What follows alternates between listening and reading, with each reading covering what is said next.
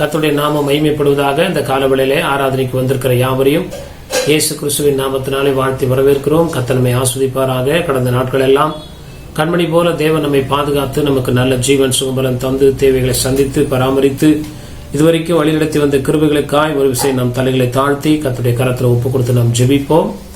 பரலோக பிதாவே, நன்றியோடு துதிக்கிறமையா. கடந்த நாட்களில் நல்லவராய் வல்லவராய் இருந்து எங்களுடைய வாழ்க்கையில நீ செய்த மகத்துவமான கிருபைகளுக்காய் ஸ்தோத்திரம். இந்த காலவெளியில எங்களை தாழ்த்தி அர்ப்பணிக்கிறோம். உடைய வார்த்தை எங்களுக்கு நேராக கடந்து வரும்போது விசுவாசிக்க கைக்குள்ள அதன்படி நடக்க கர்த்தாவே கிருபை செய்யுங்கப்பா. எங்களுடைய ஆவி ஆத்மா சரீரத்தை கர்த்தர் ஆட்கொள்ளும். ஆண்டவரே முழுவதுமாய் ஆளுகை செய்யுங்க. இப்படி நாம மகிமைப்படட்டும். எங்களோடு தொடர்ந்து பேசும் தீர்க்க தரிசன வார்த்தைகள் எங்களுக்கு நேராக வரட்டும் ஐயா.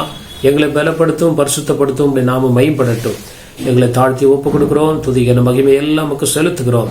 இயேசுவின் மூலம் ஜெபிக்கிறோம் நல்ல பிதாவே, ஆமேன் ஆமேன். கர்த்தருடைய நாமம் மகிமைப்படுவதாக. இந்த காலவெளியிலே வேத தியானத்துக்கென்று எடுத்துக்கொண்ட வேத பகுதி ஏசாயாவின் புஸ்தகம் 55ஆம் அதிகாரம் 9ஆம் வசனத்தை வாசிக்கலாம். Book of Isaiah chapter 55 verse 9. பூமியை பார்க்கிலும் வானங்கள் எப்படி உயர்ந்திருக்கிறதோ அப்படியே உங்கள் வழிகளை பார்க்கிலும் என் வழிகளும் உங்கள் நினைவுகளை பார்க்கிலும் என் நினைவுகளும் உயர்ந்திருக்கிறது. கர்த்தருடைய நாமம் மகிமைப்படுவதாக. ஆண்டவருடைய உங்களை உயர்த்துவதே தேவனின் விருப்பம். ஆண்டவருடைய நாமம் மகிமைப்படுவதாக. நம்மை ஆசீர்வதிக்கிறது ஆண்டவருடைய சித்தமா இருக்கிறது. ஆண்டவருடைய வார்த்தை இந்த இடத்துல சொல்லப்படுகிறது. கர்த்தருடைய நாமம் மகிமைப்படுவதாக. பூமியை பார்க்கிலும் வானங்கள் எப்படி உயர்ந்திருக்கிறதோ, எந்த அளவுக்கு உயர்ந்திருக்கிறதோ அதை போல அப்படியே உங்கள் வழிகளை பார்க்கிலும் என் வழிகளும் உங்கள் நினைவுகளை பார்க்கிலும் என் நினைவுகளும் உயர்ந்திருக்கிறது. சில காரியங்களை நம்ம உயர்வை நினைக்கிறோம். இப்படி இருந்தா நம்ம வாழ்க்கை நல்லா இருக்கும் நம்ம விரும்புறோம். சில நேரங்கள்ல நம்ம சில காரியங்களை நம்ம அடைய முயற்சி பண்றோம். ஆனா ஆண்டவர் சொல்றாரு, தேவனுடைய பரிபூர்ண ஆளுகைக்கும் தேவனுடைய பரிபூர்ண சித்தத்திற்கும் நாம் நம்மை அர்ப்பணிக்கும் போது நம்ம எந்த காரியத்தை விரும்புறோமோ அது தேவனுடைய கரத்திலிருந்து வருகிறது. நாம் விரும்புகிற காரியங்கள் இன்னும் செம்மையாய், நன்மையாய், மேன்மையாய் ஆண்டவர் நமக்கு தர விரும்புகிறார். கர்த்தருடைய நாமம் மகிமைப்படுவதாக. ஆண்டவருடைய பூமியை பார்க்கிலும் வானங்கள் எப்படி உயர்ந்திருக்கிறதோ அப்படியே உங்கள் வழிகளை பார்க்கிலும். தேவ பிள்ளைகளுடைய வழி பொதுவாகவே தீமையானதா இருக்காது. தேவனுக்கு பயந்தவங்க நன்மையான காரியங்கள் தான் யோசிப்பாங்க. ஆனா ஆண்டவர் இந்த காரியத்தை பர்டிகுலராய் சொல்லுகிற காரியம் என்ன? தேவ பிள்ளைகளுடைய வாழ்க்கையில சகல வழிகளையும் அவர் தெரிந்து கொள்ள வேண்டும் என்று விரும்புகிறார். நம்ம என்ன பண்றோம்னா, ஆண்டவரை அநேக நேரங்கள்ல நாங்க எங்கெல்லாம் போறோமோ நீங்க கூட வாங்க ஆண்டவரேன்னு சொல்றோம். அப்படி அல்லாதபடி உமக்கு பிரியமான இடத்திற்கு நீர் எங்களுக்கு ஆண்டவரே கூட்டி செல்வீராக என்று நாம் ஜெபிக்கும் போது அது வாழ்க்கையிலே நன்மையும் அப்படியா ஏதுவாய் காணப்படும். இந்த வார்த்தையுடைய உள் அர்த்தமானது கர்த்தருடைய நாமம் மகிமைப்படுவதாக. ஆண்டவருடைய நாமம் மகிமைப்படுவதாக. முதல் வார்த்தையிலிருந்து ஆண்டவர் பல காரியங்களை சொல்லி இஸ்ரவேல் ஜனங்களை பார்த்து சொல்லுகிற ஒரு காரியங்களை ஆண்டவர் இங்கே சொல்லுகிறார். கர்த்தருடைய நாமம் மகிமைப்படுவதாக. உங்கள் வழிகளை பார்க்கிலும் என் வழிகளும். நம்மளும் மேன்மையா நினைக்கிறோம், ஆசீர்வாதமா இருக்கும் நினைக்கிறோம். ஆனா ஆண்டவர் ஒரு உயர்ந்த உன்னதமான மேல உயர்த்தி வைக்கிற ஒரு திட்டத்திற்காக ஒவ்வொருவரையும் கர்த்தர் முன்குறித்து அழைத்து தெரிந்து கொண்டிருக்கிறார். அப்படி இருக்கும்போது நம்முடைய மேன்மைக்கு நம்ம பிரயாசப்பட வேண்டாம். கர்த்தருடைய பரிபூர்ண சித்தத்துக்கு விட்டு கொடுக்கும் போது அவருடைய நேரமும் வேலையும் வரும்போது ஆண்டவர் சொல்லுகிற ஒரு வார்த்தை, உன் வழிகளை பார்க்கிலும் என் வழிகள் எப்படி உயர்ந்ததா இருக்கிறதோ, வானத்துக்கும் பூமிக்கும் எவ்வளவு உயரமோ அந்த அளவுக்கு ஆண்டவர் நம்மை உயர்த்தி வைக்கும் போது நம்முடைய எண்ணங்களுக்கு மேலாய் நாம் ஆஸ்வதிக்கப்படுகிற ஒரு நிலைமையில காணப்பட வேண்டும் என்று கர்த்தர் விரும்புகிறார். இன்னைக்கு ஆண்டவரை ஏற்றுக்கொண்டு அநேக ஊழியம் செய்கிறவர்களா இருக்கலாம், சத்தியத்தை அறிந்தவர்களா இருக்கலாம், தெய்வ பிள்ளைகளா இருக்கலாம். சில காரியங்களை அவர்கள் பற்றி கொண்டு இது என்னுடைய வழி, நான் இதை அடைவேன், அல்லது என்னுடைய முயற்சியிலே நான் வெற்றி பெறுவேன், என்னுடைய உயர்வுக்கு நான் தான் உழைக்க வேண்டும் என்று சொல்லி நினைக்கிறார்கள். அது தவறு. கர்த்தருடைய பாதத்துல காத்திரு, ஏற்ற காலத்துல அவர் உன்னை உயர்த்துவார். கர்த்தருடைய நாமம் மகிமைப்படுவதாக. இன்னைக்கு அந்த மாதிரி பொறுமை இல்லாம தன்னுடைய வழிகளை தெரிந்து கொண்டவருடைய வாழ்க்கை முடிவுல பார்த்தா சஞ்சலமும் கண்ணீருமாய் காணப்படுகிறது.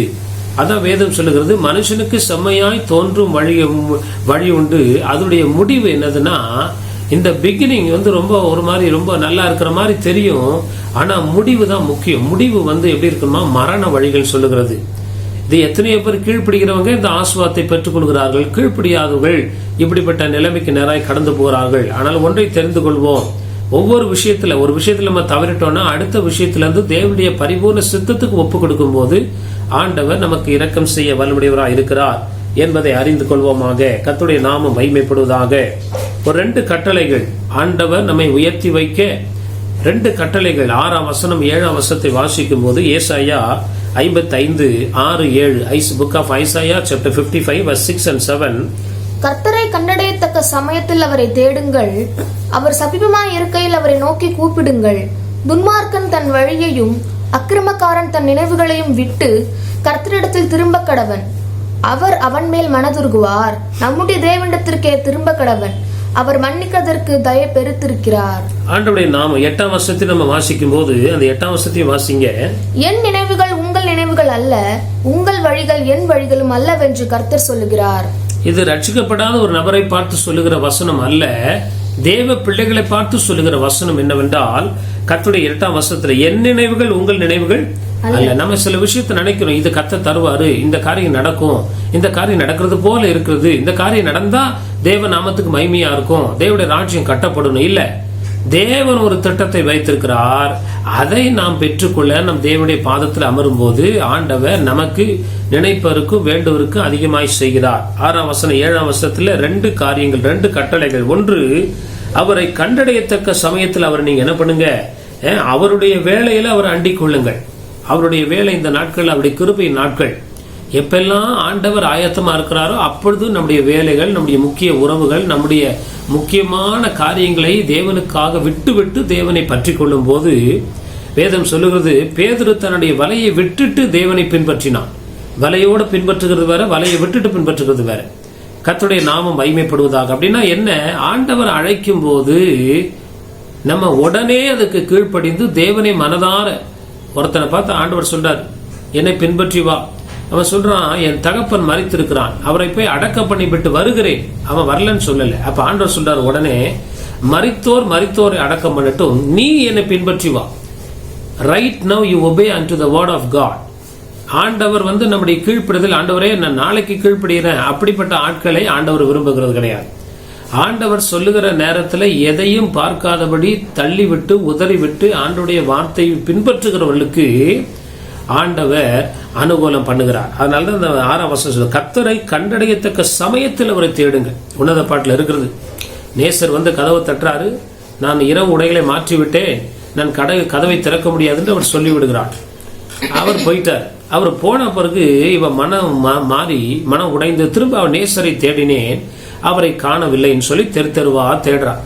அந்த மாதிரி நிலைமை நமக்கு வந்துருச்சுன்னா அப்புறம் வாழ்நாள் முழுவதும் தேடினா கூட நேசரை கண்டுபிடிப்பது அவ்வளவு சுலபம் கிடையாது. ஆண்டவர் அன்புள்ளவர், ஆனா அதே நேரத்துல அவர் ரொம்ப அலட்சியமானவர் கிடையாது. அவர் ரொம்ப ரொம்ப ரொம்ப விரும்பப்படத்தக்கவர், மேன்மையானவர். கர்த்தருடைய நாமம் மகிமை. இன்னைக்கு நிறைய பேர் ஆண்டவர் சொல்ற நேரத்துல கீழ்ப்படியாம அதுக்கப்புறம் அவங்க கீழ்ப்படிய அவங்க நினைக்கும் போது அப்படிப்பட்ட சூழ்நிலைகள் அவங்களுக்கு உதவாதபடி முற்றிலுமாய் நிராகரிக்கப்பட்ட நிலைமையில வாழ்கிறார்கள். அன்பான தேவ பிள்ளைகளை எத்தனையோ சாட்சிகளை நாம் காண முடியும். 2வது ஒரு வசனத்தை ஆண்டவர் சொல்றாரு 7ஆம் வசனத்துல, துன்மார்க்கன் தன் வழி. அப்படின்னா ஒண்ணும் இல்ல, பாவத்தோடு நம்ம ஆண்டவரை பின்பற்றாதபடி பாவத்தை உதறி தள்ளிவிட்டு ஆண்டவரை பின்பற்றும் போது, துன்மார்க்கன் தன் வழியையும் அக்கிரமக்காரன் தன் நினைவுகளையும் விட்டுட்டு கர்த்தரிடத்தில் என்ன பண்ண கடவன், திரும்ப கடவன். ஆண்டவருடைய நாமம் மகிமைப்படுவதாக. ஆண்டவருடைய நாமம் மகிமைப்படுவதாக. நிறைய காரியங்களை நம்ம சொல்ல முடியும். இன்னைக்கு அநேக ஜனங்கள் விட வேண்டிய காரியங்களை விட்டு விடாதபடி அதையே தொடர்ந்து அவர்கள் ஆண்டவரை பின்பற்றுகிறதுனால ஆண்டவருடைய உயர்ந்த அந்த மேன்மையை அவர்கள் பெற்றுக்கொள்ளாமல் இருக்கிறார்கள். கர்த்தருடைய நாமம் மகிமைப்படுவதாக. ஒரே ஒரு வசனத்தை நான் வாசிக்கிறேன், மேற்கோளுக்காக ஆண்டவர் அப்படியே உணர்த்துகிற ஒரு வசனம். ஏசாயா 48:1 ஐசாயா 48 verse 1 இந்த வசனத்தை நல்ல கவனமா கேட்டா அதோடைய ஆழங்கள் புரியும். இஸ்ரவேல் என்னும் பெயர் பெற்று, பேர் என்னது, இஸ்ரவேல், யூதாவின் நீரூற்றிலிருந்து சுரந்தவர்கள், நல்லா துதிக்கிறவங்க, அபிஷேகத்துல என்ன பண்றவங்க, அபிஷேகத்துல நிறைந்தவர்கள். ஆண்டவருடைய நாமம், யூதாவின் நீரூற்றிலிருந்து சுரந்தவர்களும் கர்த்தருடைய நாமத்தின் மேல் ஆணையிட்டு உண்மையும் நீதியும் இல்லாமல் இஸ்ரவேலு வந்த குடும்பம் யூதா குடும்பம், துதிக்கிற குடும்பம், ஊழியக்கார குடும்பம், அந்த குடும்பம், இந்த குடும்பம், கர்த்தரை அறிந்த குடும்பம் கர்த்தருடைய நாமத்தின் மேல் ஆணையிட்டு உண்மையும் நீதியும் இல்லாமல் இஸ்ரவேலின் தேவனை அறிக்கையிடுகிறவர்கள். யாக்கோபின் வம்சத்தாரே கேளுங்க, உண்மையும் நீதியும் கிடையாது, ஒப்பு கொடுத்தல் கிடையாது, பரிசுத்தம் கிடையாது, நீதி உண்மை கிடையாது. ஆனா பேர் என்னதான்? யூதா, துதிக்கிற கூட்டம், இஸ்ரவேல், தெரிந்து கொள்ள கூட்டம் அப்படின்னு சொல்லிட்டு அதுக்கப்புறம் கர்த்தரை வேற அறிக்கை செய்கிற கூட்டமா. ஆண்டவர் அதை அந்த இடத்துல தெளிவுபடுத்துகிறது போல இந்த இடத்துல 7ஆம் வசனத்துல ஆண்டவர் சொல்றார், துன்மார்க்கன் தன் வழியையும் அக்கிரமக்காரன் தன் நினைவுகளை விட்டு கர்த்தரிடத்தில் திரும்ப கடவன். அவன் மேல் என்ன பண்ணுவாரு? மனதுருகுவார். அவருடைய வார்த்தைகள் வாக்கு தத்தங்களை நிறைவேற்ற அவர் இறங்கி வருகிறவராய் இருக்கிறார். ஆண்டவருடைய மன்னிக்கிறதுக்கு அவர் தயவுபடுத்துவராய் இருக்கிறார் என்பதை அறிந்து கொள்வோமாக. கர்த்தரிடத்தில் திரளான மீட்பு இரக்கங்களும் உண்டு. ஆண்டவருடைய காலம் போன பிறகு ஆண்டவருடைய பாதத்தில் விழுகிறதுனால நமக்கு எந்த ஒரு நன்மையும் இல்லை. அந்த ஆண்டவர் சொல்லும் போதே ஏற்ற காலத்திலே சகாயப்படியும்படி அவருடைய கிருபாசனத்தில் நெருங்கி வர கடவோம். ஆண்டவருடைய நாமம் மகிமைப்படுவதாக. கர்த்தரை கண்டடையத்தக்க சமயத்துல அவரை தேடும் போது, கீழ்ப்படிய சொல்ற நேரத்துல ஒப்பு கொடுக்கும் போது நம்முடைய ஆசீர்வாதங்கள் மிகுதியாய் காணப்படும் என்பதில் சந்தேகம் இல்லை. ஆண்டவருடைய நாமம் மகிமைப்படுவதாக. ஒரு 4 விதமான ஆண்டவருடைய உன்னத நோக்கத்தை இந்த 4 வசனங்களை நம்ம வாசிக்கிறோம். கர்த்தருடைய நாமம் மகிமைப்படுவதாக. ஏசாயா 55ஆம் அதிகாரம் 10ஆம் வசனத்தை வாசிக்கும் போது ஆண்டவருடைய வழிகள் எப்படிப்பட்டது என்று சொல்லி book of Isaiah chapter 55 verse 10, மாரியும் உறைந்த மழையும் வானத்திலிருந்து இறங்கி அவ்விடத்திற்கு திரும்பாமல் பூமியை நனைத்து அதில் முளை கிளம்பி விளையும்படி செய்து விதைக்கிறவனுக்கு விதையையும் புசிக்கிறவனுக்கு ஆகாரத்தையும் கொடுக்கிறது எப்படியோ போதும். ஆண்டவருடைய நாமம் மகிமைப்படுவதாக. இந்த வசனம் சொல்லுகிறது, மாரியும் உறைந்த மழையும் வானத்திலிருந்து இறங்கி அவ்விடத்துக்கு திரும்பாமல் பூமியை நனைத்து அதில் முளை கிளம்பி விளையும்படி செய்து விதைக்கிறவனுக்கு விதையையும் புசிக்கிறவனுக்கு ஆகாரத்தையும் கொடுக்கிறது. வானத்திலிருந்து உன்னதத்திலிருந்து வருகிறது, அது திரும்ப என்ன பண்ணாதான்? ஆசீர்வதிக்காம போகாது.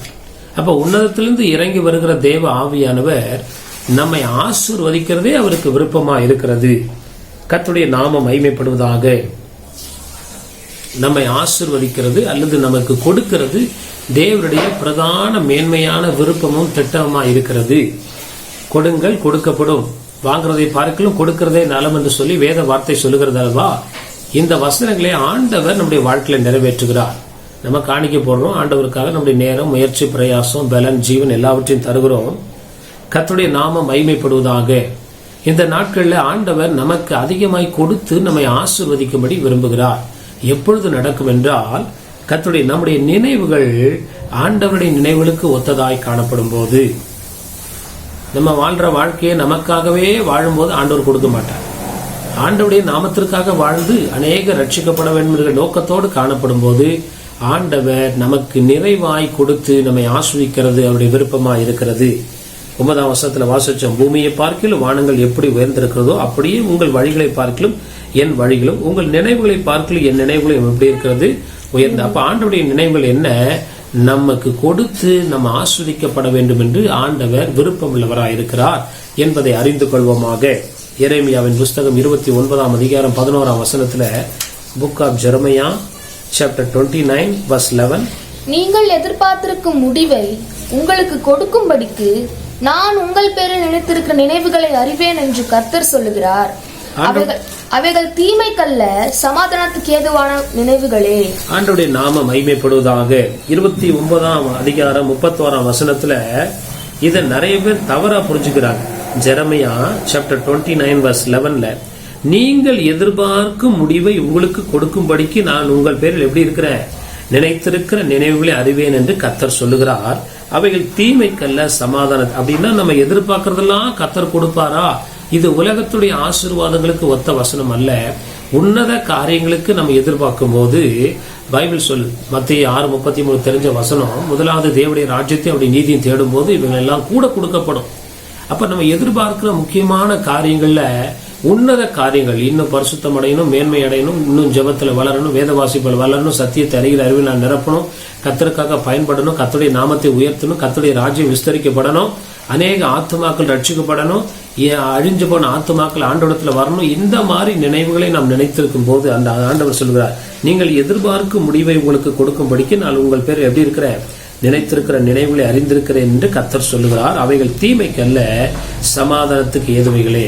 இன்னைக்கு நிறைய பேர் கேளுங்கள் கொடுக்கப்படும் சொன்னாரு.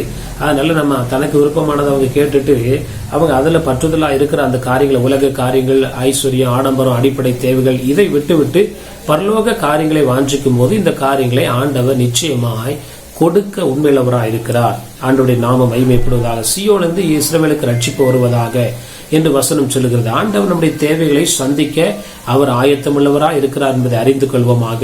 அப்ப அவர் கொடுக்கிறவராக இருக்கிறார். அந்த கொடுக்கிறவர்கிட்ட நம்ம எதை ப்ரையாரிட்டி பண்ணணும், எதை முக்கியத்துவம் கொடுக்கணும்னா ஆவிக்குரிய வரங்கள், கிருபைகள், குணங்கள், ஆண்டவர் ஆவிக்குரிய நன்மைகளால் எங்களை திருப்தியாக்கும் என்று கேட்கும் போது ஆண்டவர் பூலோகத்துடைய காரியங்களை நிறைவாய் செய்ய வலிமுடையவராக இருக்கிறார் என்பதை அறிந்து கொள்வோமாக. கர்த்தருடைய நாமம் மகிமைப்படுவதாக. 11ஆம் வசனத்துல 2வது ஆசீர்வாதம் சொல்லப்படுகிறது. ஐசாயா சாப்டர் 55:11, ஏசாயா 55:11. அப்படியே என் வாயிலிருந்து புறப்படும் வசனமும் இருக்கும், அது வெறுமையா என்னிடத்திற்கு திரும்பாமல் அது நான் விரும்புகிறதை செய்து நான் அதை அனுப்பின காரியமாகும்படி வாய்க்கும். அப்படியே என் வாயிலிருந்து புறப்படுகிற வசனம் இருக்கும், அது வெறுமையா என்னிடத்திற்கு திரும்பாமல் அது நான் விரும்புகிறதை செய்து, இந்த வசனத்துல நான் அதை அனுப்பின காரியம் ஆகும்படி வாய்க்கும். காரியங்களை வாய்க்க பண்ணுகிறது கர்த்தருடைய விருப்பமா இருக்கிறது.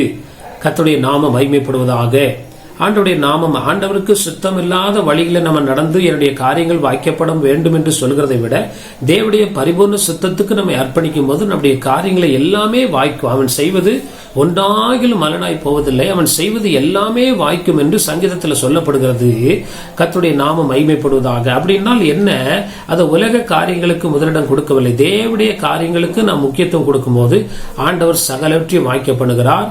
நம்முடைய ஆவிக்குரிய பொருளாதார காரியங்கள்ல சகலவற்றையும் அவர் என்ன பண்ணுகிறார்? நீதிமான் விரும்புவது அவனுக்கு கொடுக்கப்படும் சொல்கிறபடி ஆண்டவர் அந்த வழியிலே ஆண்டவர் நம்முடைய காரியங்களை வாய்க்க பண்ணுகிறார். முதலாவது கொடுத்து ஆஸ்வதிக்கிறார், 2வது அனுகூலங்களை கர்த்தர் பண்ணுகிறார்.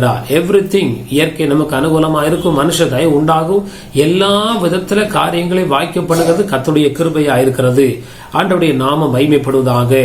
நம்முடைய வழிகள் தேவனுக்கு பிரியமா இருந்து நம்முடைய நினைவுகள் கர்த்தருக்கு பிரியமா இருக்கும் போது ஆண்டவர் சகல காரியங்கள்ல நம்மை வாய்க்க பண்ணுகிறார். கர்த்தருடைய நாமம் மகிமைப்படுவதாக. ஒரு வசனத்தை வாசிக்கும் போது சங்கீதம் 37ஆம் அதிகாரம் 5ஆம் வசனத்தை வாசிக்கும் போது புக் ஆஃப் சாம்ஸ் சாப்டர் 37:5, உன் வழியை கர்த்தருக்கு ஒப்புவித்து அவர் மேல் நம்பிக்கையாயிரு, அவரே காரியத்தை வாய்க்க பண்ணுவார். சங்கீதம் 37:5 விதமாய் சொல்லுகிறது, உன் வழியை கர்த்தருக்கு ஒப்புவித்து அவர் மேல் நம்பிக்கையாயிரு, அவரே காரியத்தை வாய்க்க பண்ணுவார்.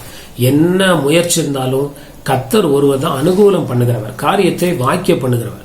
அப்படி இல்லைன்னா நம்ம என்ன ஜெபிச்சாலும் விரோதமாய் அல்லது எதிரடையாய் அல்லது நமக்கு எதுவுமே பாசிபிளா இல்லாதபடி காரியங்கள் அடைக்கப்படும் என்பதை அறிந்து கொள்வோமாக. சில பேர் அப்படி தொடர்ந்து போறாங்க, சில பேர் அப்படியா தடை இருக்கிறதா, சரி கர்த்தருடைய பாதத்துல ஒப்பு கொடுப்பாங்க. அப்போ தேவனுடைய காரியத்துல ஆரம்பத்திலிருந்தே தேவனுடைய பரிபூர்ண சித்தத்துக்கு ஒப்பு கொடுக்கும் போது காரியங்களை அவர் பார்த்து கொள்வார். அதை வாய்க்க பண்ணுகிற வேலை அவருடைய வேலை. He will do everything. Paul நட்டான், அப்போலோ நீர் பாய்ச்சினான், விளைய செய்கிறவர் கர்த்தர். நம்ம தேவனுடைய காரியங்கள்ல சகல காரியங்களை கரெக்டா இருக்கும் போது நம்முடைய காரியங்களை அவர் பார்த்து கொள்கிறவராக இருக்கிறார், வாய்க்க பண்ணுகிறவராக இருக்கிறார் என்பதை அறிந்து கொள்வோமாக. கர்த்தருடைய நாமம் மகிமைப்படுவதாக. அன்பான தேவ பிள்ளைகளே, ஆண்டவருடைய நினைவுகள் எப்படிப்பட்டவர்கள்? நாம் முதலாவது நம்மை கொடுத்து ஆசீர்வதிக்கிறது, 2வது நம்முடைய வழிகளை வாய்க்க பண்ணுகிறவர் நம்முடைய தேவனா இருக்கிறார் என்பதை அறிந்து கொள்வோமாக. இன்னைக்கு அநேகருடைய வழிகள் தடைப்பட்டிருக்கிறது. பிள்ளையாம் பணத்துக்காக ஓடுறான், ஆண்டவர் வழியை அப்படியே அடைச்சிட்டார்.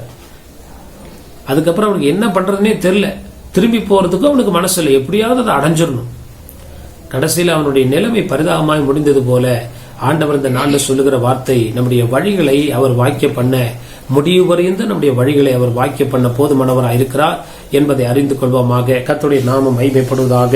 3வது ஒரு ஆசீர்வாதத்தை 12ஆம் வசனத்தில் வாசிக்கும் போது ஏசாயா 55:12, புக் ஆஃப் ஐசாயா சாப்டர் 55:12, நீங்கள் மகிழ்ச்சியாய் புறப்பட்டு சமாதானமாய் கொண்டு போகப்படுவீர்கள், பர்வதங்களும் மலைகளும் உங்களுக்கு முன்பாக கம்பீரமாய் முழங்கி வெள்ளியின் மரங்கள் எல்லாம் கை கொட்டும். நீங்கள் மகிழ்ச்சியாய் புறப்பட்டு சமாதானமாய் கொண்டு போகப்படுவீர்கள். ஒரு மனுஷனுடைய கடைசி முடிவை பற்றி இங்க சொல்லப்படுகிறது, மகிழ்ச்சியான முடிவு. ஆண்டவர் தருகிற மூன்றாவது ஆசீர்வாதம் அவருடைய நினைவுகளில் பிரதானமான உயர்ந்த நினைவுகள், நம்முடைய முடிவு எப்படி இருக்கிறது? மகிழ்ச்சியாய் கொண்டு போகப்படுவீர்கள். கர்த்தருடைய நாமம் மகிமைப்படுவதாக. ஆண்டவருடைய நாமம் மகிமைப்படுவதாக. ஆண்டவர் ஒரு மகிழ்ச்சியை முடிவு வரையும் தர விரும்புகிறார், அல்லது முடிவு மகிழ்ச்சியா இருக்க வேண்டும் என்பது அவருடைய எண்ணங்களில், விருப்பங்களில், உயர்ந்த எண்ணங்களில் ஒன்றா இருக்கிறது. இன்னைக்கு நம்ம நல்லா வாழ்ந்துட்டு கடைசியில கஷ்டப்படுறதை விட ஆண்டவருக்காய் ஆரம்பத்துல கஷ்டப்படும் போது நுகத்தை இளமையில சுமப்பது நல்லது. அப்படி ஆண்டவருக்காய் கஷ்டப்படும் போது அப்படிப்பட்டவர்கள் கைவிடப்படாதபடி ஆண்டவர் நம்முடைய வாழ்க்கையில நன்மைகளை செய்கிறார் என்பதில் சந்தேகம் இல்லை. ஒரு வசனத்தை வாசிக்கலாம். எரேமியாவின் புஸ்தகம் 32 அதிகாரம் 41 வசனம். Book of Jeremiah chapter 32 verse 41. அவர்களுக்கு நன்மை செய்யும்படி அவர்கள் மேல் சந்தோஷமாயிருந்து என் முழு இருதயத்தோடும் என் முழு ஆத்மாவோடும் அவர்களை இந்த தேசத்திலே நிச்சயமாய் நாட்டுவேன். ஆண்டவருடைய நாமம் மகிமைப்படுவதாக. எரேமியா 32 அதிகாரம் 41 வசனத்துல விதமாய் சொல்லுகிறது, கர்த்தருடைய நாமம் மகிமைப்படுவதாக. அவர்களுக்கு நன்மை செய்யும்படி அவர்கள் மேல் எப்படி இருப்பாராம்? சந்தோஷமா இருந்து, அல்லது மகிழ்ச்சியா இருந்து, என் முழு இருதயத்தோடும் என் முழு ஆத்மாவோடும் அவர்களை இந்த தேசத்துல நிச்சயமா என்ன பண்ணுவேன்? நாட்டுவேன். கர்த்தருடைய நாமம். ஆண்டவரே மகிழ்ச்சியாய் நம்மளை ஆசீர்வதிக்கிற ஒரு விருப்பம் உள்ளவராயிருக்கிறார். கடமைக்காகவோ நம்ம கூப்பிட்டோம் என்பதற்காகவோ அல்ல, முழு நிறைவோடு, மன நிறைவோடு, மகிழ்ச்சியோடு அவர் நம்மை ஆசீர்வதிக்க, மகிழ்ச்சியில நடத்த, நம்மை நாட்ட ஆண்டவர் சித்தம் உள்ளவராயிருக்கிறார் என்பதில் சந்தேகம் இல்லை. கர்த்தருடைய நாமம் மகிமை. நம்மை நாட்டுவார் என்றால் நம்மையும் மாத்திரமில்லை, நம்முடைய சந்ததியும், பிற்கால சந்ததிகள் ஆண்டவருக்குள்ள வேரூன்றி நிலைத்து அப்படியாய் தொடர்ந்து கனி கொடுக்க கர்த்தர் நமக்கு இரக்கம் செய்ய அவருடைய நினைவுகள் நம்ம மேல காணப்படுகிறது என்பதை அறிந்து தேவனுடைய பரிபூர்ண நினைவுக்கு சுத்தத்துக்கு நம்ம அர்ப்பணித்து தேவனுடைய காரியங்களை செய்ய கர்த்தர் நமக்கு உதவி செய்வாராக. நிறைய இடத்துல நம்ம நினைக்கிற நினைவுகளே நம்முடைய வாழ்க்கையில உள்ள அந்த தேவனுக்கு ஏற்ற காரியங்கள்ல ஒரு மந்தத்தை ஏற்படுத்துகிறது. நம்ம ஏதோ நினைச்சிட்டு இருப்போம், அப்படி இல்லை. தேவன் எல்லாவற்றையும் பார்த்து கொள்வார் என்று சொல்லி அவன் அப்படியே ஆபிரகாம் முன் சென்றான் பாருங்க. கர்த்தர் அவனை அப்படியாய் ஆசீர்வாதம் உள்ளவனாய் மாற்றினது போல இன்றைக்கு கர்த்தர் நம்மை ஆசீர்வாதம் உள்ளவனாய் மாற்றுவார். கர்த்தருடைய கற்பனைகளை, கட்டளைகளை உடனே நாம் கீழ்ப்படிந்து செவி கொடுத்து முன்னேறி செல்லும் போது ஆண்டவர் மகிழ்ச்சியை முடிவிலே காண செய்வார் என்பதில் சந்தேகமில்லை. கர்த்தருடைய நாமம் மகிமைப்படுவதாக. அந்த வசனத்தை வாசிக்கலாம். கர்த்தருடைய நாமம் மகிமைப்படுவதாக. நான்காவது ஒரு ஆசீர்வாதத்தை நம்ம வாசிக்கும் போது ஏசாயாவின் புஸ்தகம் 55 அதிகாரம் 13 வசனம். Book of Isaiah chapter 55 verse 13. முச்செடிக்கு பதிலாக தேவதார விருட்சம் முளைக்கும், காஞ்சோரிக்கு பதிலாக மிருது செடி எழும்பும். அது கர்த்தருக்கு கீர்த்தியாகவும் நிர்மூலமாகாத நித்திய அடையாளமாகவும் இருக்கும். ஆண்டவருடைய நாமம் மகிமைப்படுவதாக. முச்செடிக்கு பதிலாக, முச்செடி இதுவரைக்கும் நம்ம வாழ்க்கையில விளைஞ்ச இடத்துல என்ன நிலைக்குமா? தேவதாரு விருட்சம் முளைக்கும், காஞ்சொரி விருட்சம், காஞ்சொரிக்கு பதிலாக மிருது செடி எழும்பும். ஆண்டவருடைய நாமம் மகிமை. இதுவரைக்கும் நம்ம பட்ட பாடுகள், கஷ்டங்கள், அவமானங்கள், உபத்திரவங்கள், நிந்தனைகள், அவப்பெயர்கள் எல்லாவற்றையும் மாற்றி அதே இடத்திலே கர்த்தர் நமக்கு கீர்த்தியை உண்டு பண்ண வல்லவராயிருக்கிறார். இது தேவனுடைய பிரதான நினைவுகளில் ஒன்றா இருக்கிறது என்பதை அறிந்து கொள்வோமாக. கர்த்தருடைய நாமம் மகிமைப்படுவதாக. ஆண்டவருடைய நாமம் மகிமைப்படுவதாக. கர்த்தருடைய நாமம் மகிமைப்படுவதாக. ஆண்டவருடைய வார்த்தை விதமாய் சொல்லுகிறது, கர்த்தருடைய நாம பூமியை பார்க்கிலும் வானங்கள் எப்படி உயர்ந்திருக்கிறதோ அப்படியே உங்கள் வழிகளை பார்க்கிலும் என் வழிகளும், உங்கள் நினைவுகளை பார்க்கிலும் என் நினைவுகளும். நம்ம நினைக்கிறோம், சரி இந்த இடத்துல காஞ்சொரி இருக்குது, முச்செடி இருக்குது, கர்த்தர் வேற இடத்துல நமக்கு அற்புதம் செய்வார் அப்படின்னு நம்ம நினைப்போம். ஆனா ஆண்டவர் எப்படின்னா, அந்த முச்செடி இருக்கிற இடத்துலயே கர்த்தர் என்ன பண்ணுவாராம்? தேவதாரு விருட்சங்களை உண்டாக்குவார், புன்னை மரங்களை உண்டாக்குவார், கனிதிருக்கிற மரங்களை உண்டாக்க. எங்க சாபமும் எங்க தரித்திரம் இருக்கிற இடத்துல நம்ம இருந்தாலும் அதை ஆண்டவர் செழிப்பாய் மாற்றுவார், வனாந்தரத்தை வயல்வெளியாய் மாற்றுவார். கர்த்தருடைய நாமம் மகிமைப்படுவதாக. ஆண்டவருடைய நாமம் மகிமைப்படுவதாக. தேவ வார்த்தைகள் அப்படித்தான் சொல்லுகிறது. அப்போ தேவனுடைய பரிபூர்ண சித்தத்துக்கு வழிகளுக்கு காத்திருக்கும் போது we have to wait for a time to receive the blessings. நம்ம உடனே ஆசீர்வாதம் வந்துடணும்னு சொல்லி நம்ம மனுஷ யோசனைகளும் அப்படித்தான் இருக்குது. இன்னைக்கு விதைச்சவன நாளைக்கு அறுத்தரணும், அப்படி இல்லை. கர்த்தருடைய பாதத்தில் பொறுமையாய் காத்திருந்தேன், அவர் என்னிடமாய் சாய்ந்து என் கூக்குரலை கேட்டார். ஆண்டவருடைய நாமம் மகிமைப்பு. என் வேலை இன்னும் வரவில்லை என்று சொல்லுகிறார். ஆண்டவருடைய காரியத்தில் அமைதல காணப்படும் போது ஆண்டவர் நம்ம ஆண்டவருக்காக அப்படியாய்ப்பட்ட வேதனை, நிந்தைகள், அவமானம் அதே இடத்துல தாவீது சொல்லுகிறார், என் சத்துருக்கள் மத்தியில் எனக்கு ஒரு பந்தை என்ன பண்ணுவீர்? ஆயத்தப்படுத்துவீர். கர்த்தருடைய நாமம் மகிமைப்படுவதாக. ஈசாக்கு பஞ்ச காலத்துல விதை விதைத்தான். அந்த பஞ்சத்திலே ஆண்டவர் அவனை பிழைப்புட்ட செய்தது போல இந்த நாட்களில் எந்த இடத்துல ஆண்டவருக்காய் நம்ம பாடுபடுகிறோமோ அதே இடத்துல ஒரு கீர்த்தியை உண்டாக்குவார்.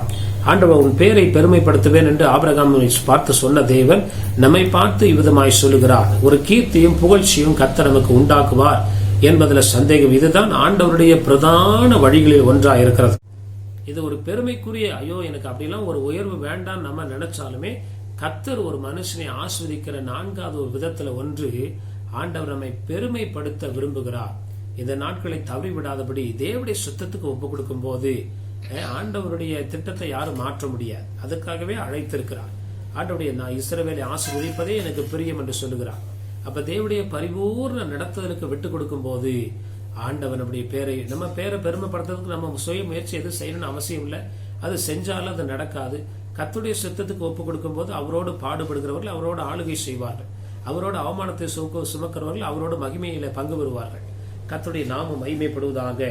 செப்பனியா 3ஆம் அதிகாரம் 20ஆம் வசனத்துல book of Zephaniah chapter 3 verse 20 இவ்விதமாய் சொல்லுகிறது, அக்காலத்திலே உங்களை கூட்டிக் கொண்டு வருவேன், அக்காலத்திலே உங்களை சேர்த்துக் கொள்வேன்.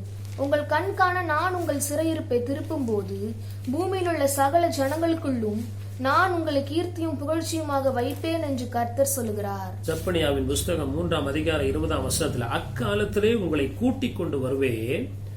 இஸ்ரவேல் ஜனங்க தேவனுக்காக சிதறடிக்கப்பட்டு போனாங்க. அப்ப ஆண்டவர் சொல்றாரு, அக்காலத்திலே there will be a time or the end days, அந்த நாட்களிலே நான் உங்களை கூட்டிக் கொண்டு வருவேன், அக்காலத்திலே உங்களை சேர்த்துக் கொள்வேன்.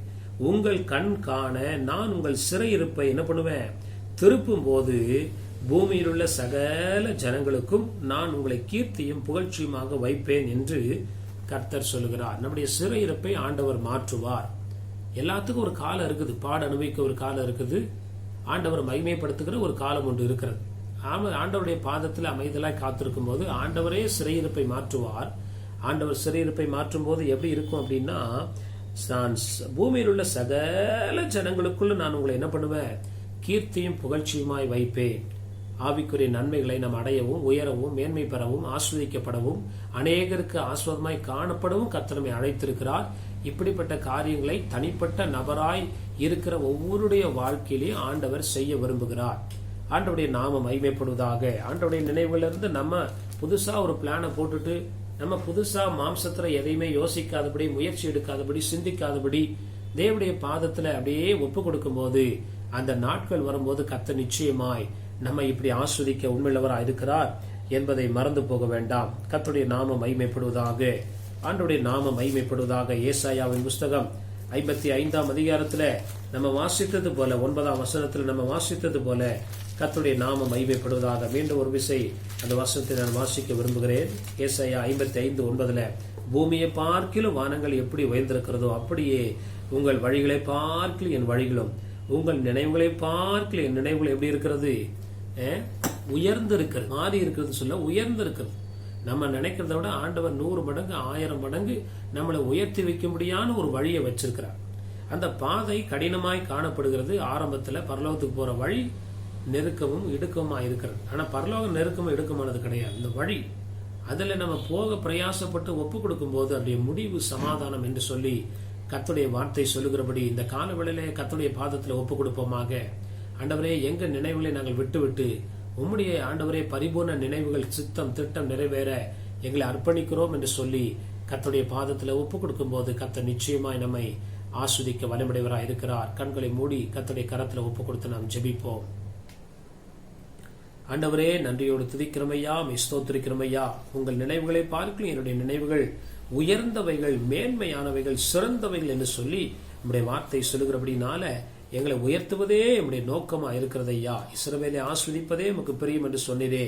இந்த நாட்கள்ல எங்களுடைய சொந்த வழிகளில் இருந்து எப்படியாவது கர்த்தர் இது மூலமா என்னை ஆஸ்வதிப்பார் என்று நாங்கள் நம்பி, ஆண்டவரே அப்பா ஸ்தோத்திரிக்கிறமையா, இந்த காரியங்களை வீணடிக்காதபடி கர்த்தருடைய சித்தத்துக்கு ஒப்பு கொடுத்து உம்முடைய காரியங்களை நாங்கள் துரிதமாய் தேவனுடைய கட்டளைகளை கீழ்ப்படிந்து செய்ய முன்னேறி செல்ல கர்த்தர் எங்களுக்கு வேண்டிய கிருபையை கர்த்தர் தரும்படியாய் நாங்கள் ஜெபிக்கிறோம். உம்முடைய நல்ல நாம தொடர்ந்து மகிமைப்படட்டும். எங்களை தாழ்த்தி ஒப்பு கொடுக்கிறோம். வசனத்தை கேட்ட ஒவ்வொருடைய வாழ்க்கையில ஆண்டவரே உம்முடைய சித்தமும் திட்டமும் விருப்பம் நிறைவேற கர்த்தர் கிரியை செய்வீராக. உங்க நாம தொடர்ந்து மகிமைப்படட்டும். எங்களை தாழ்த்தி அர்ப்பணிக்கிறோம். துதி, கன, மகிமை எல்லாவற்றையும் நாங்கள் நமக்கு செலுத்துகிறோம். இயேசு கிறிஸ்துவின் மூலம் ஜெபிக்கிறோம் நல்ல பிதாவே, ஆமேன், ஆமேன். என் ஆத்துமாவே கர்த்தரை ஸ்தோத்திரி, என் முழுவதுமே அவருடைய பரிசுத்த நாமத்தை ஸ்தோத்திரி. என் ஆத்துமாவே கர்த்தரை ஸ்தோத்திரி, கர்த்தர் செய்த சகல உபகாரங்களையும் மறவாதே. ஆமேன், ஆமேன். நம்முடைய கர்த்தராகிய இயேசு கிறிஸ்துவின் கிருபையும் பிதாவாகிய தேவனுடைய அன்பும் பரிசுத்த ஆவியானவருடைய அன்பின் ஐக்கியமும் சமாதானமும் சந்தோஷமும் இன்றும் என்றும் சதா காலமும் நம்மோடும் நம்முடைய குடும்பங்களோடும் நம்முடைய ஊழியங்களோடும் கர்த்தருடைய வருகை பிறந்த நிலைத்திருப்பதாக. ஆமேன், ஆமேன். கர்த்தருடைய நாமம் மகிமைப்படுவதாக. இந்த ஊழியங்களுக்காய் ஜெபிக்கிற, கொடுக்கிற, தாங்குகிற, உழைக்கிற, உதவி செய்கிற யாவருக்கும் நாங்கள் தொடர்ந்து ஜெபிக்கிறோம். நீங்களும் இந்த ஊழியங்களுக்காய் தொடர்ந்து ஜெபிக்க முடியாய் இயேசுவின் நாமத்தினால உங்களை கேட்டுக்கொள்கிறோம். ஆண்டவருடைய நாமம் மகிமைப்படுவதாக. எங்களுடைய சபையானது பெங்களூர் பட்டத்தில் உள்ள லிங்கராஜபுரம் என்ற பகுதியிலே எண்ணூர் மெயின் ரோட்டிலே உள்ள SBI பேங்குக்கு முன்பதாக உள்ள சோபா ஸ்டோருடைய முதல் மாடியிலே காணப்படுகிறது. ஞாயிறு காலை 7 மணி முதல் 8:30 மணி வரை முதல் ஆராதனைக்காக இருக்கும். அதன் பின்பு 9 மணி முதல் 10 மணி வரை சண்டே கிளாஸ் ஊழியங்கள் இருக்கும். மற்றும் 10 மணியிலிருந்து 11 வரை இரண்டாவது ஆராதனை இருக்கும். வேற எந்த சபைக்கு நீங்கள் போகாதவர்களாக இருந்தால் எங்களுடைய சபைக்கு வந்து எங்களுடைய ஆராதனை கலந்து கொள்ள முடியாது. உங்களை இயேசுவின் நாமத்தில் கேட்டுக்கொள்கிறோம். ஆண்டவருடைய நாமம் மகிமைப்படுவதாக. அது மாத்திரமல்ல, செவ்வாய்க்கிழமை பைபிள் ஸ்டடி இருக்கிறது. மாலை 7 மணி முதல் 8 மணி வரை முடிந்தவர்கள் கலந்து கொண்டு கர்த்தருடைய ஆசீர்வாதத்தை பெற்றுக் கொள்ளுங்கள். அதே போல சனிக்கிழமை காலை 10 to 12 மணி வரை உபவாச கூட்டம் இருக்கிறது. நீங்கள் உபவாச கூட்டத்துக்கு வருவீர்கள் என்றால் நிச்சயமாய் நாம் சேர்ந்து ஜெபிப்போம். கர்த்தர் நம்மை ஆசீர்வதிப்பாராக. கர்த்தருடைய நாமம் மகிமைப்படுவதாக. இந்த சேனலை சப்ஸ்கிரைப் செய்யாதவர்கள் சப்ஸ்கிரைப் செய்து கொள்ளுங்கள். அப்படியா தேவனுடைய வார்த்தையை உங்களுக்கு தெரிந்தவர்களுக்கு ஷேர் செய்யுங்கள். கர்த்தர் நம்மை ஆசீர்வதிப்பாராக. ஆண்டவருடைய நாமம் மகிமைப்படுவதாக. அது மாத்திரமல்ல, எங்களுடைய போன் நம்பர் இதில் கொடுக்கப்பட்டிருக்கிறது. முக்கியமான ஜெப அவசர தேவைக்கு நீங்கள் போன் செய்வீர்கள் என்றால் உங்களுக்கு நாங்கள் எப்பொழுதும் ஜெபிக்க ஆயத்தமா இருக்கிறோம். கர்த்தர் நம்மை ஆசீர்வதிப்பாராக. ஆமேன், ஆமேன்.